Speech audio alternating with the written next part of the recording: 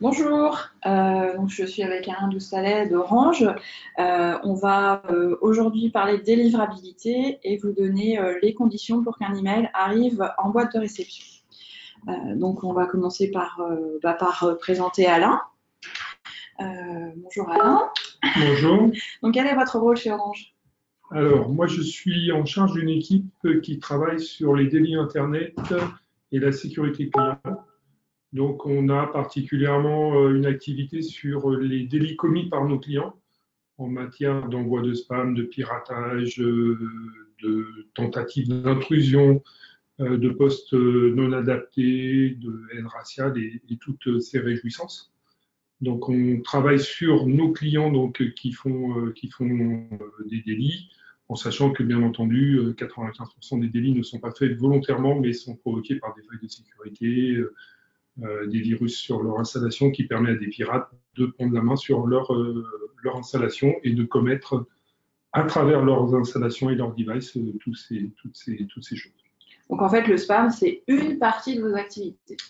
Alors, le spam, c'est une partie importante de notre activité, mais pas c'est-à-dire que c'est le vrai spam qui fait partie de notre activité. Alors, quand je dis vrai spam, c'est le spam cybercriminel.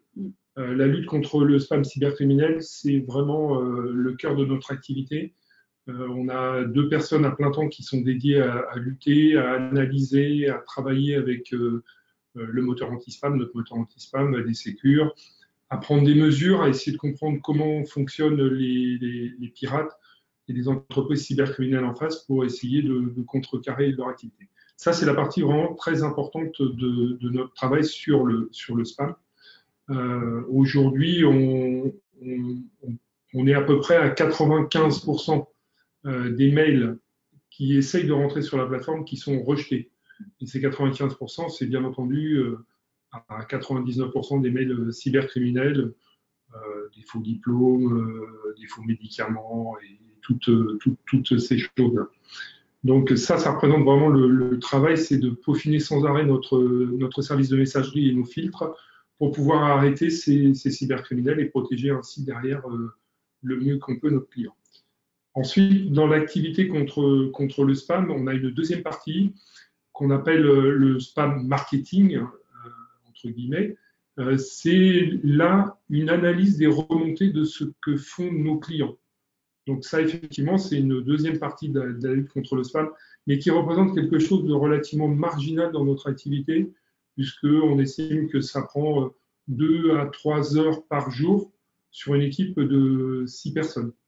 Donc c'est quelque chose qu'on fait le matin, qu'on analyse, on prend des mesures, on bloque des gens, on en débloque d'autres puisqu'ils nous ont écrit, mais c'est quelque chose qui ne peut pas nous prendre trop de temps parce que notre activité est vraiment sur d'autres problématiques beaucoup plus délictueuses et beaucoup plus importantes et plus graves pour nos clients, quoi.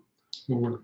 Donc en fait, le spam marketing qui serait un petit peu ce que pourraient envoyer nos clients, c'est-à-dire ils ont recruté les adresses de manière légale, ils envoient les choses de manière avec des bonnes pratiques au niveau de la configuration.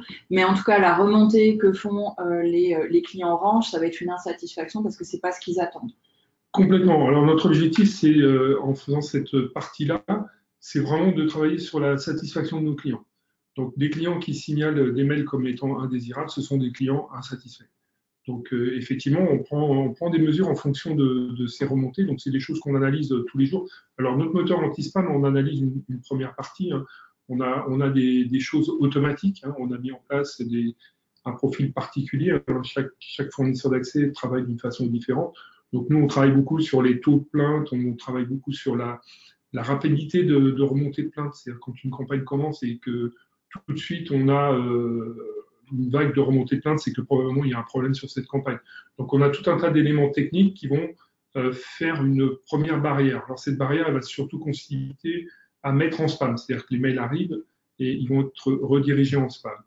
Ensuite, nous, on fait l'analyse a posteriori, c'est-à-dire qu'on va aller analyser ce que nous disent nos clients. Alors nos clients, chez Orange, ils ont un bouton qui s'appelle Traiter comme indésirable sur le webmail pour nous signaler qu'ils ont reçu quelque chose qui ne leur convient pas, qu'ils considèrent ça comme du spam. Donc tous les jours, on fait des analyses pour essayer de voir quelles sont les campagnes qui ont généré le plus de plaintes. Alors, on fait des analyses par adresse IP, on fait des analyses par sujet, on fait des analyses par domaine émetteur. On a un nombre relativement important de leviers pour aller identifier les campagnes qui posent des problèmes à nos clients. Et donc, en fonction de ça, on regarde le nombre de plaintes et on essaye surtout de regarder un petit peu le taux de plainte qu'il y a sur ces campagnes-là. Donc, le taux de plainte, ça nous permet de qualifier une campagne. Donc, le taux de plainte pour nous, vraiment l'extrême limite, c'est 1% de plainte. Dès qu'on dépasse 1% de plainte, c'est que réellement il y a un problème. Donc, il faut savoir que les gens qui se plaignent, donc je vous l'ai dit, c'est uniquement dans le webmail. Donc, le webmail, on est à 70-75% d'utilisation du webmail chez Orange. Dans les gens qui utilisent le webmail, il y a une personne sur 6 qui a utilisé une fois dans les 6 derniers mois ce bouton. C'est-à-dire que ce n'est pas une pratique, c'est pas vraiment la pratique. Les gens, souvent, ils vont supprimer, ils vont râler et supprimer. Cliquer sur traiter comme indésirable, c'est quand même pas quelque chose que font les gens naturellement. Donc, on n'a pas ça nous permet avec ce 1%, quand on a 1% de plainte, on sait qu'en fait, dans la réalité, on fait toujours un coefficient 6. On est à beaucoup plus de gens perturbés par ces envois. Donc, il y a ce pourcentage-là. Et le deuxième élément, c'est le nombre de plaintes. On a aussi un nombre de plaintes en absolu, puisque nous, on travaille pour le maintien de la qualité de service de nos clients. Donc, on mesure la qualité de service des clients. Et donc, effectivement, le nombre de plaintes a une influence aussi pour nous, puisque là, nous, on parle en unité client et on travaille pour nos clients.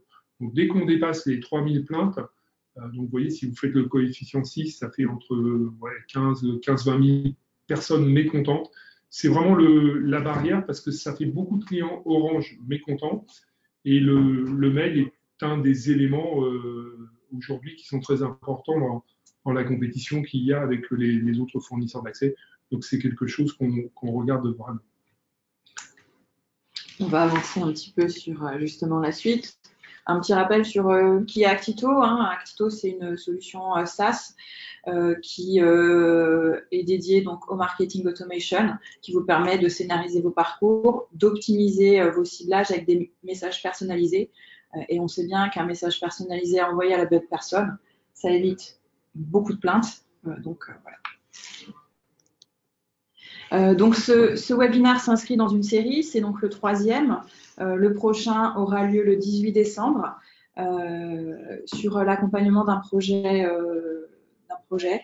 Donc on vous retrouvera à ce moment-là. N'hésitez pas à vous inscrire d'ici là. Donc aujourd'hui, on va parler donc de délivrabilité. On va faire une autre introduction. On va certainement rappeler des chiffres qui sont importants. On va faire un état des lieux du spam, voir l'importance pour les FAI, voir comment fonctionnent les filtres anti-spam, les bonnes pratiques qui sont à adopter pour éviter d'être un spammeur, et enfin, comment surveiller sa réputation et anticiper les blocages.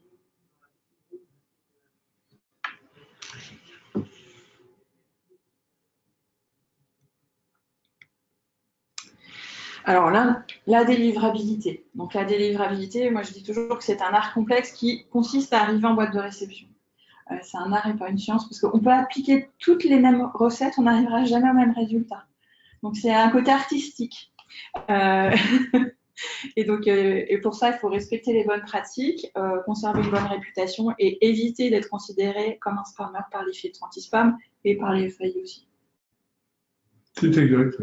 Et c'est un art complexe puisqu'on est de nombreux FAI et personne n'a les mêmes pratiques. Ouais. Donc, enfin, globalement, si, bien entendu, mais on ne peut pas comparer, par exemple, ce que fait un Gmail avec ce que fait un fournisseur d'accès français. C'est des méthodes complètement différentes puisqu'ils ont des outils que nous, on ne peut pas utiliser. Ils ont une législation qui n'est pas la même que la nôtre. Donc, il y a des pratiques qui sont vraiment très, très différentes à ce niveau-là. Et les relations aussi sont différentes. Un petit rappel sur le spam, ce que disait Alain tout à l'heure, c'est que 95% du trafic email est du spam et spam au niveau cybercriminel. Et donc, la majorité du spam qui va transiter sur le réseau n'arrive pas dans la boîte de réception. Mais après, il y a ce qu'on considère comme du spam, c'est le fait de se plaindre d'un email qu'on n'attend pas, et donc qui va générer de l'insatisfaction client. Exactement. Donc le spam mondial aujourd'hui, je vous l'ai dit, hein, c'est des entreprises cybercriminelles qui sont en face de nous. On a fait beaucoup de progrès dans le blocage de ces actions. Par contre, ces entreprises font aussi beaucoup de progrès et utilisent des techniques de plus en plus complexes pour essayer de contourner tous les filtres. Et donc, on est effectivement obligé de s'adapter à ces complexifications dans leur envoi. Et du coup, ça impose beaucoup plus de rigueur aux gens qui envoient du mail légitime s'ils ne veulent pas tomber dans les filtres qu'on met en place pour lutter contre les cybercriminels, qui évidemment essaient toujours de se rapprocher le plus possible du mail légitime pour emmener dans des zones de faux positifs et nous faire relâcher les filtres. C'est pour ça qu'une des premières choses qu'on fait justement pour montrer patte blanche, on va dire, c'est de configurer les domaines et les IP. Faut savoir que quand on envoie un email, on a un serveur d'envoi avec une IP qui est dédiée, avec un domaine qui va être dédié à ça. Et donc, quand on envoie le message, ces emails-là vont passer à travers différents filtres anti-spam et on va regarder, par exemple, est-ce que le domaine d'envoi est autorisé avec cette IP-là. Est-ce qu'on n'a pas un phénomène de phishing qui va être en place? Et c'est notamment ce qui va permettre l'arrivée en boîte ou en spam. Et c'est notamment ce à quoi sert l'enregistrement SPF qui permet de faire le lien entre un domaine et une IP, donc de sécuriser. Oui, puis ça permet de rassurer le moteur anti-spam. Le moteur anti-spam qui est une intelligence artificielle, mais qui, quand il ne connaît pas, par défaut, c'est suspect. Donc, s'il n'y a pas de moyen d'identifier, si vous arrivez avec un nouveau domaine sans qu'il n'y ait jamais eu rien fait, si vous arrivez par des nouvelles IP, toutes ces choses-là font que ça donne une position un peu plus frileuse au moteur anti-spam et ça peut effectivement conduire à des blocages qui, là, sont des blocages techniques. On a d'autres enregistrements d'authentification comme ça, qui sont le DKIM, le DMARC, qui vont être mis en place pour sécuriser le domaine. Il y a aussi la sécurisation des IP. Donc, c'est toutes ces configurations-là qui sont la base pour montrer patte blanche. Néanmoins, c'est pas uniquement, c'est une partie, mais c'est pas ce qui va être le plus important. Puisque ce qui va être le plus important derrière, c'est comment vous envoyez et qui vous ciblez. On l'a vu, hein, si vous créez de l'insatisfaction par rapport à vos destinataires, et bien là, on peut avoir des soucis sur votre réputation. Une des bonnes pratiques, ça va être, par exemple, de ne cibler que les actifs de moins de 6 mois pour ne contacter que les gens qui sont intéressés par vos messages. Si vous contactez des gens qui n'ouvrent jamais vos messages, un des risques que vous allez avoir, c'est que le jour où ils vont ouvrir le message, c'est pour dire « mais j'en ai marre de recevoir ces messages-là, donc je vais cliquer sur « traiter comme indésirable » parce que ça ne m'intéresse pas ». Donc, une des choses que vous pouvez facilement mettre en œuvre, c'est de mettre en place des filtres sur les actifs. C'est aussi mettre en place des filtres sur les appétences, sur les sujets, sur le type de produits qui les intéressent et mettre en place un tas de scénarios qui vont permettre justement de les contacter au bon moment, là où ça les intéresse, avec les offres qui les intéressent, au moment où ça les intéresse. Peut-être qu'à un moment donné, ils étaient appétents à la marque et puis ils ont fait l'achat et ils sont passés à autre chose. Voilà. C'est important de mettre ça en place pour éviter justement ces plaintes-là. Oui, exactement. De toute façon, quand un client attend un mail et le reçoit, il va l'utiliser, il va pas cliquer sur indésirable. Par contre, effectivement, les clients peuvent recevoir des mails pendant des mois alors qu'ils ne les ouvrent plus. Et puis un jour, ils décident qu'ils en ont marre de recevoir ces mails. Et puis, effectivement, c'est à ce moment-là qu'ils vont commencer à cliquer. Alors, ça va souvent être dès qu'il va y avoir un sujet qui va les agacer plus qu'autre chose, ou simplement quand ils ont reçu aussi d'autres campagnes de spam en même temps. Finalement, d'un coup, ils vont prendre vos mails qu'ils reçoivent et puis ils vont cliquer dessus parce qu'en fait, ça ne les intéresse plus et puis voilà, ils vont le signaler. On a aussi d'autres FAI type Gmail et Hotmail qui vont être très attentifs à la réactivité de leurs utilisateurs et justement qui vont mettre en place ces filtres automatiques. Par exemple sur Gmail, si vous n'avez pas ouvert un mail depuis un certain moment, ce mail-là va être livré en spam justement pour préserver la boîte de réception de leurs utilisateurs. Donc c'est un critère qui est à prendre en compte à bien des niveaux différents. Un autre point qui est important aussi, ça va être la manière dont vous allez envoyer vos messages. Un spammer, un des comportements du spammer, ça va être qu'il va envoyer peu et il va déclencher une campagne de spam qui va faire un pic d'envoi, ce qu'on voit dans ce schéma-là, contrairement à un good sender qui, lui, va envoyer, qui va augmenter régulièrement sa base de données, donc il va montrer patte blanche, il va y aller crescendo, etc. Donc le pic d'envoi aussi est un critère de filtrage. C'est pour ça, par exemple, qu'on met en place des plans de ramp-up. Quand vous arrivez, par exemple, chez Actito, les IP qui vont vous être attribués n'ont pas eu d'historique. Donc là, on va monter ensemble la réputation de ces IP-là pour arriver à un certain volume de croisière, mais ça va se faire au fur et à mesure. Oui, les moteurs anti-spam réagissent de toute façon, de façon instantanée quand il y a un changement de comportement sur une adresse IP. Là, c'est sûr et certain, la campagne n'arrivera pas à terme. Au mieux, elle arrivera en spam, mais la plupart du temps, elle peut même être rejetée directement parce que des comportements comme ça, effectivement, c'est la pratique des spammers. Donc, il y a une réaction automatique. Il y a des filtres qui sont en place dans les mécanismes de surveillance de l'anti-spam pour détecter ce type de comportement et prendre des mesures immédiates. Et là, ce sont des mesures vraiment automatiques. Hein. Donc, il n'y a pas la possibilité de se dire, ah oui, mais ils vont reconnaître mon mail ou pas. Non, c'est automatique, c'est changement de comportement, c'est un blocage quasi assuré. C'est pour ça qu'il faut faire attention quand on a une hausse de votre volumétrie très importante, il faut l'accompagner au fur et à mesure. Vous ne pouvez pas augmenter du jour au lendemain votre volumétrie pour une raison ou une autre, il faut vraiment y aller au fur et à mesure. Tout à l'heure, on a parlé de blocage, de surveiller sa réputation, des mesures de livraison en spam, etc. Donc, comment on fait pour surveiller sa réputation et éventuellement lever les blocages? Donc déjà, pour surveiller sa réputation, il y a deux indices qui sont importants de vérifier. C'est quand vous envoyez une campagne, c'est de vérifier le nombre de bounces que vous avez généré sur cette campagne-là. Si vous avez eu beaucoup de bounces, ça veut dire que potentiellement, vous avez eu des refus de connexion, donc des refus de livraison du message. Alors, vous pouvez avoir plusieurs types de bounce qui sont soit des airbounce, ça veut dire que l'adresse n'existe pas, soit des soft bounce, ça va être l'adresse n'est pas accessible de manière temporaire, type les boîtes pleines. Et puis aussi, vous avez les bounce de type spam. Ça veut dire qu'il y a eu un refus, par exemple de la part d'Orange, de livrer le message. Et donc là, il va falloir essayer de comprendre ce qu'il s'est passé. Tout à l'heure, Alain, vous disiez que quand il y avait un blocage, vous livriez les emails en spam. Dans ces cas-là, on va avoir un impact aussi sur le taux d'ouverture, puisque dans ces cas-là, le taux d'ouverture va chuter puisque l'email sera moins visible. Et puis quand on délivre en spam chez Orange, quand on a des quotas. C'est-à-dire qu'on a des systèmes qui vont faire que si on délivre trop de mails en spam pour une IP, on va finir par dire non, mais là, c'est pas possible.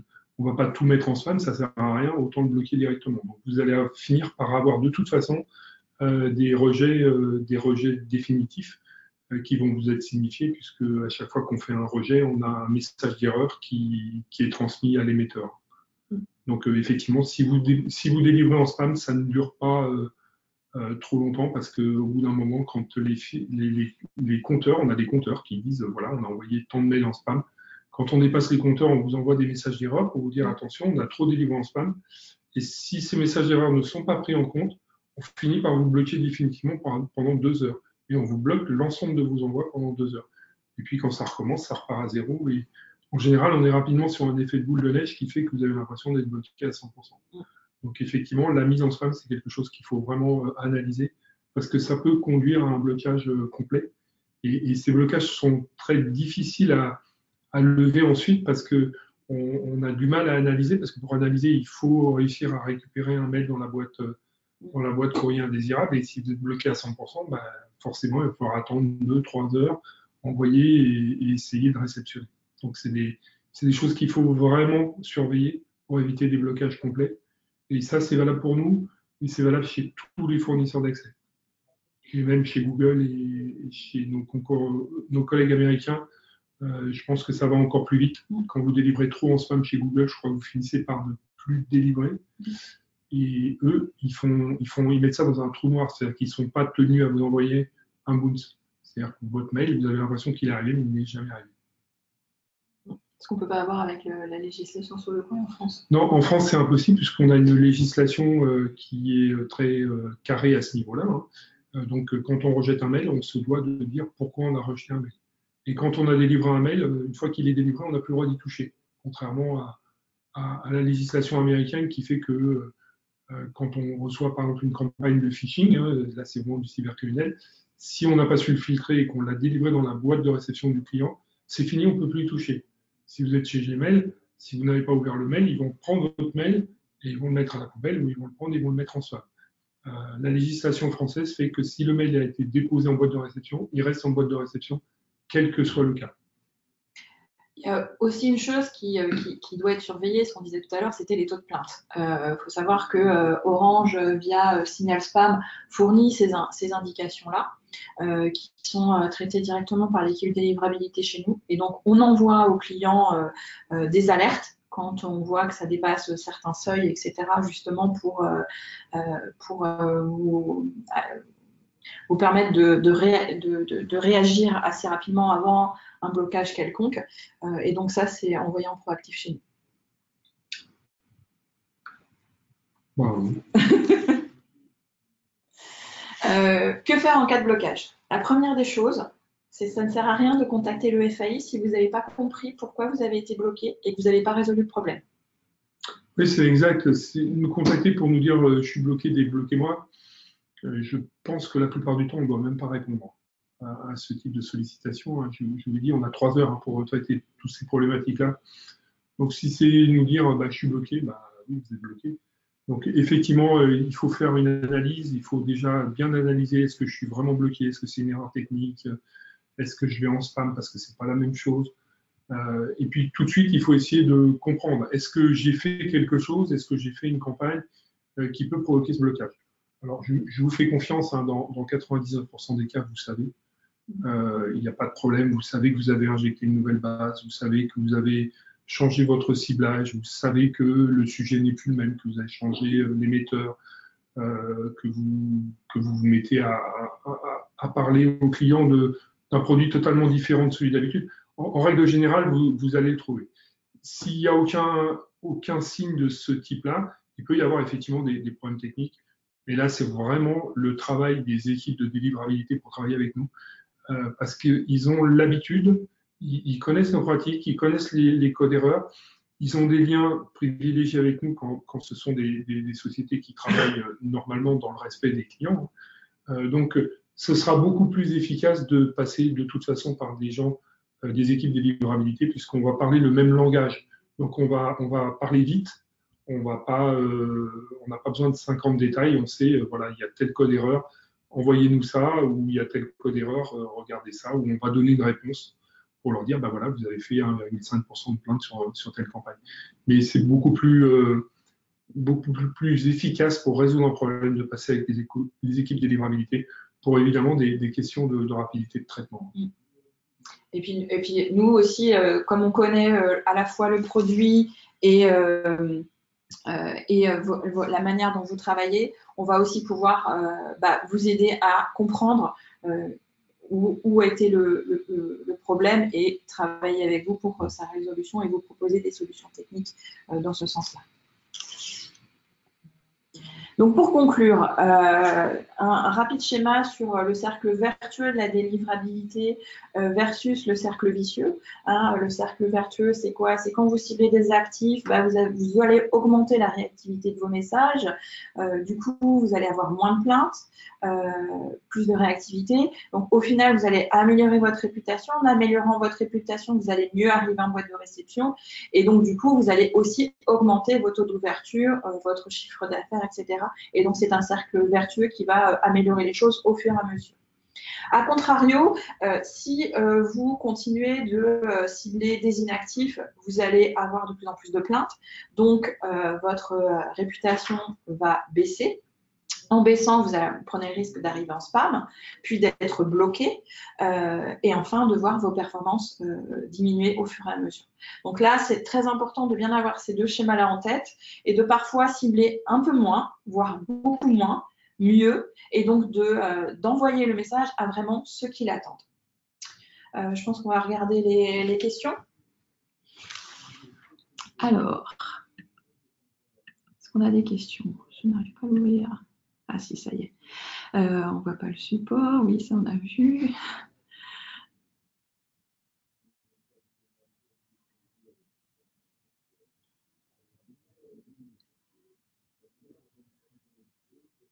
Alors, j'arrive. Alors, Alexandre. Bonjour Alexandre. Sur des fortes périodes commerciales, comment gérer une augmentation des volumes liés à l'actualité? On parle notamment des soldes, Black Friday, des ventes privées, etc. Je ne pense pas que ça pose de problème réel, l'augmentation des volumes. Si c'est bien ciblé, là on a eu le Black Friday, on a eu le Cyber Monday, les gens qui sont tombés dans les filtres à spam, on n'a pas été très très surpris. Ceux qui travaillent bien, il n'y a pas eu de problème. Il y a eu une augmentation significative du volume d'envoi de mails, c'est sûr et certain. Il y a des gens qui ont fait du plus 20% sur les envois de mails. Par contre, ils sont bien arrivés et les taux de plainte sont toujours les mêmes. Et je dirais même que le nombre de plaintes, c'est à peu près le même. Je ne pense pas que ça pose vraiment un problème. Il y a un petit phénomène de lassitude, effectivement, parce que les gens reçoivent beaucoup et puis tout le monde envoie beaucoup. Mais ces phénomènes-là, nous, on les mesure. Toutes les semaines, ou 2 ou 3 fois par semaine, on fait des mesures sur des gens dont on connaît la très grande qualité des bases. On le fait pour essayer de mesurer la température des clients. Le client, il est fluctuant. Il y a des moments où il est de bonne humeur. Il fait beau, les vacances arrivent, tout va bien. Il fait gris, il y a des blocages sur les routes, j'ai mes impôts à payer, ça va déjà nettement moins bien. Si en plus on est jeudi, c'est encore pire parce que le jeudi, tout le monde est un peu à bout de souffle en se disant vivement vendredi qu'on parte en week-end. Donc ces choses-là, ça existe aussi dans la réaction des clients. Donc nous, on fait des mesures régulières. On a une vingtaine d'émetteurs, vraiment des gros émetteurs, dont on connaît la... Alors on sait que c'est du double opt-in, donc on sait que de toute façon, les clients qu'ils ont sont des clients inscrits, et là, il n'y a pas photo. Par contre, ça nous permet, nous, de mesurer ce qu'on appelle le bruit, c'est-à-dire mesurer un petit peu l'état jural du client. Et ça nous permet de pondérer légèrement aussi ces taux de plainte. En sachant que quelqu'un qui travaille bien, qui a bien collecté, qui cible bien, il a en général 0,2% de plainte. C'est ça le bruit normal. Et quand tout va mal, comme en ce moment, il y a le Black Friday, le Cyber Monday, les blocages dans les routes, il fait pas beau, tout le monde en a marre, et puis la période des fêtes va arriver, mais c'est encore un peu confus. Là, on est monté à 0,3%. Mais vous voyez, la marge, elle est 0,2, 0,3%. On en tient compte quand même pour faire la pondération. C'est-à-dire que si on voit que c'est monté des fois à 0,4% de plaintes, il y a des moments où les gens en ont ras-le-bol parce qu'ils ont reçu vraiment trop de mails, tout ça, on va décaler un petit peu. On ne va pas être à 1, mais on va être à 1,2 pour équilibrer. Donc l'augmentation de volume ne doit pas créer de gros problèmes. Il va y avoir peut-être un peu plus de plaintes, et ça aussi, on sait le pondérer en fonction du fait qu'il y a beaucoup de mails, mais le taux devrait de toute façon être quasiment le même. Alors, une autre question. Est-ce que le filtrage des FAI se fait sur l'email de l'utilisateur, quel que soit le webmail utilisé? Exemple, si j'utilise le webmail de Free pour consulter les emails Orange, peu importe l'outil utilisé pour mes mails, pour lire ces mails. En gros, si je comprends bien la question... Non, on est vraiment... moi, je ne traite que les plaintes qui sont émises depuis le webmail Orange. Alors, depuis le webmail Orange, on peut consulter une boîte tierce, une boîte Free. Donc, effectivement, ça fera une plainte. et ce sera une plainte qui sera comptabilisée. Parce que la personne qui le consulte, de toute façon, c'est un client Orange. Un client Orange, il peut avoir une boîte Orange, une boîte Gmail, une boîte chez Free parce qu'il a gardé son ancienne boîte. Donc oui, ce qui compte, c'est le compte avec lequel on se connecte. Donc si on est sur le webmail Orange, c'est le webmail Orange. Chez Free, je ne suis pas sûr qu'on puisse faire de l'agrégation. Chez SFR, on peut le faire, mais chacun compte ses plaintes depuis le service qu'il a fait. Une autre question qui est comment peut-on faire pour réactiver des inactifs sans tomber dans les mauvaises pratiques? Alors, pour réactiver les inactifs, le mieux, c'est de faire ce qu'on appelle des campagnes trigger. C'est-à-dire que vous allez cibler des petites volumétries d'inactifs que vous allez envoyer en même temps que des grosses campagnes. Ça, vous allez en faire un petit peu, mais vous n'allez pas regrouper tous vos inactifs et les envoyer en une seule fois, parce que là, vous allez prendre le risque d'en avoir beaucoup. Donc, c'est de diluer ça au fur et à mesure et essayer aussi d'avoir un message pertinent. Le mieux, c'est de mettre en place justement ces campagnes trigger avec des incentives différents, etc., qui donnent envie de revenir, mais sans que ça soit trop. Il ne faut pas que ce soit considéré comme du harcèlement. C'est-à-dire que si la personne ne répond pas, il ne faut pas insister non plus. Alors, quels moyens avons-nous de contacter les FAI? abuse@orange.fr. Voilà pour Orange. Après, chaque FAI a son propre email de contact. Après, vous avez des FAI qui n'ont pas de contact. Et puis, vous avez des FAI qui ont des contacts mais qui ne répondent pas. Oui, aussi. Voilà, parce qu'ils n'ont pas c'est pas une volonté de ne pas répondre, c'est qu'il faut quand même avoir du monde pour pouvoir répondre derrière. Alors, en dessous de quel taux le bounce est-il acceptable? Ça dépend quel type de bounce, parce que si vous avez beaucoup de bounce de type boîte pleine, donc soft, ça ne va pas avoir forcément un impact. Par contre, si vous avez beaucoup d'utilisateurs inconnus, là, ça va avoir un impact. Beaucoup d'utilisateurs inconnus, ça tombe très très vite parce que c'est un signe d'une mauvaise santé de la base. Et une mauvaise santé de la base, c'est qu'il y a un problème. Donc, s'il y a un problème, là, ça tombe très très vite. Je crois que si vous ne traitez pas les boîtes inexistantes, il y a vite un souci. Et les taux sont très bas. Il faut savoir que chez Actito, par exemple, un bounce, quand on a un retour, par exemple, d'Orange qui nous explique que l'adresse n'existe pas, elle est passée en quarantaine et donc elle ne sera plus contactable, par exemple. Alors, si toutes les règles de bonne pratique sont appliquées, comment expliquer des blocages ou l'augmentation des taux de spam persistants? Alors, il peut y avoir, je vous ai dit que les cybercriminels ne poussaient pas très, ils essaient de nous pousser vers des endroits où on va pouvoir faire des faits positifs. Il peut y en avoir, ils sont résolus très très rapidement. Là, il suffit simplement de nous contacter et en 2 tests, on trouve très très rapidement et on fait des ajustations. Après, pour le reste, franchement, j'ai aucun souvenir d'avoir fait des faux positifs. Quand il y a un blocage, au bout d'un moment, alors au début, bien sûr, on nous explique que la base est très très saine, que l'on ne comprend pas. Et puis finalement, quand on gratte vraiment, on finit par trouver. Mais il faut bien être conscient que ça peut être des toutes petites choses. Et quand on a parlé des bonnes pratiques et de la réputation, c'est très très vrai. Et il ne faut pas oublier un élément qui n'apparaît pas là dans le schéma, c'est la réputation sur Internet. C'est-à-dire que si vous faites des envois qui agacent des gens influents ou des gens qui postent, vous allez créer un mécontentement autour de vos envois. Et ce mécontentement autour de vos envois, il va impacter tout le monde. C'est-à-dire que on pourrait se dire, tiens, j'ai injecté une base de 15 000 clients qui a été collectée pas terrible, j'ai fait plus de plaintes, mais bon, ça reste là. Pas tout le temps. On a vu des bases avec des 10-15 000 contacts achetés par des gens qui avaient des très mauvaises pratiques, flinguer la base complète. Il faut être très prudent là-dessus. Je vous rappelle qu'on est sur Internet. Sur Internet, le bruit il est très très rapide.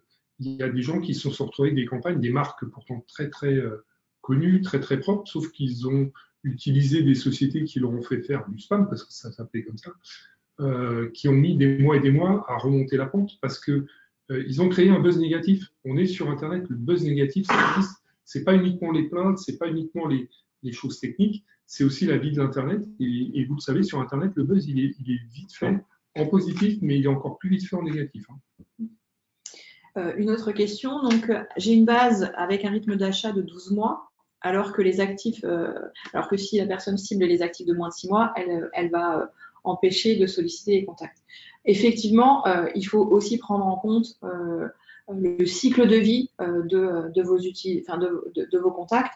Effectivement, si vous êtes sur, par exemple, du tourisme, là, on va être sur un cycle annuel, et donc là, on va pas avoir des ciblages sur du 6 mois.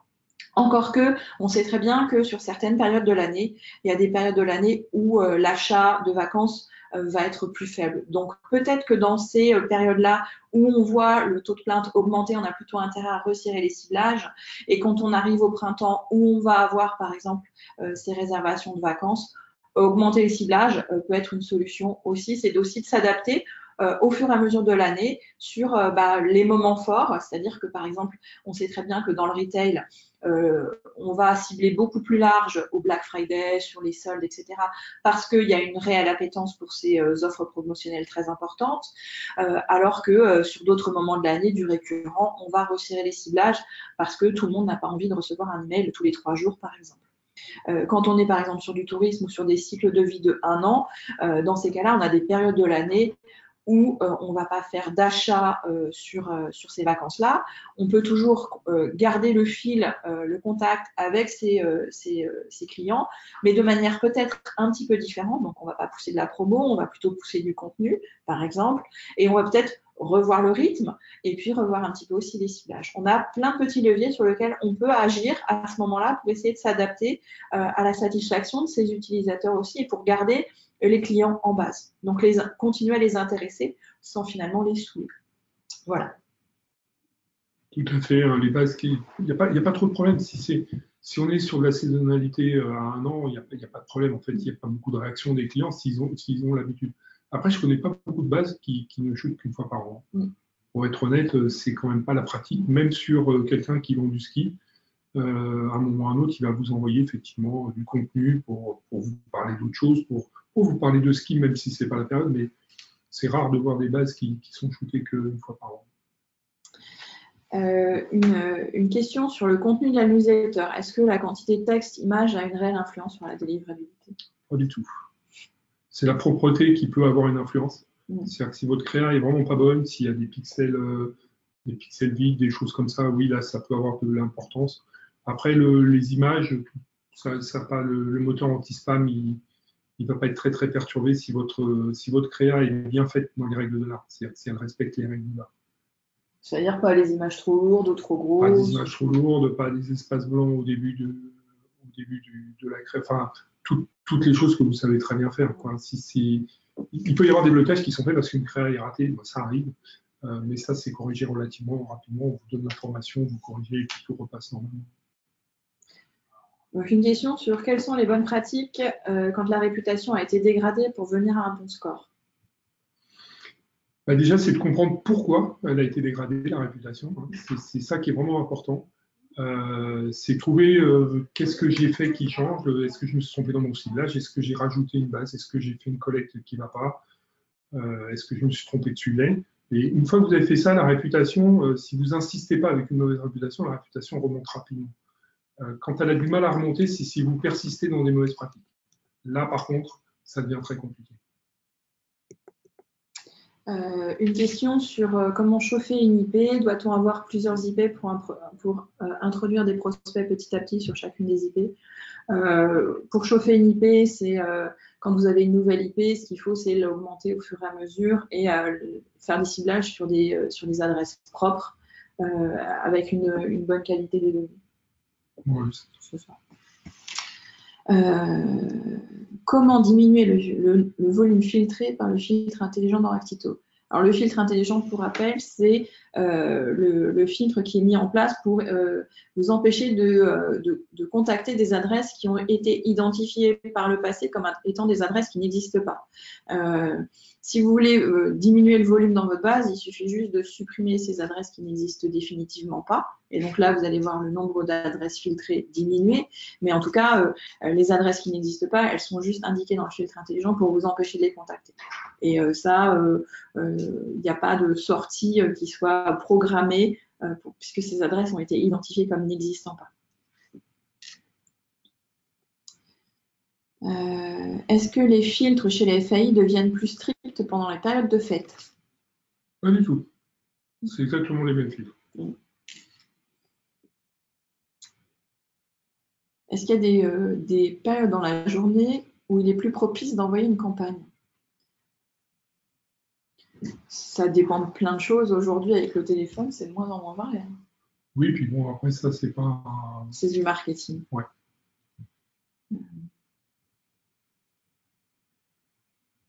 Bon, je pense qu'on va...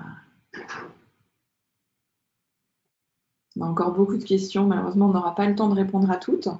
Je vous remercie en tout cas pour votre attention. On répondra après individuellement aux questions si besoin. Je vous remercie à tous pour l'attention et puis n'hésitez pas, le webinaire sera disponible en replay très bientôt. Bonne journée à tous. Merci à vous, au revoir. Au revoir.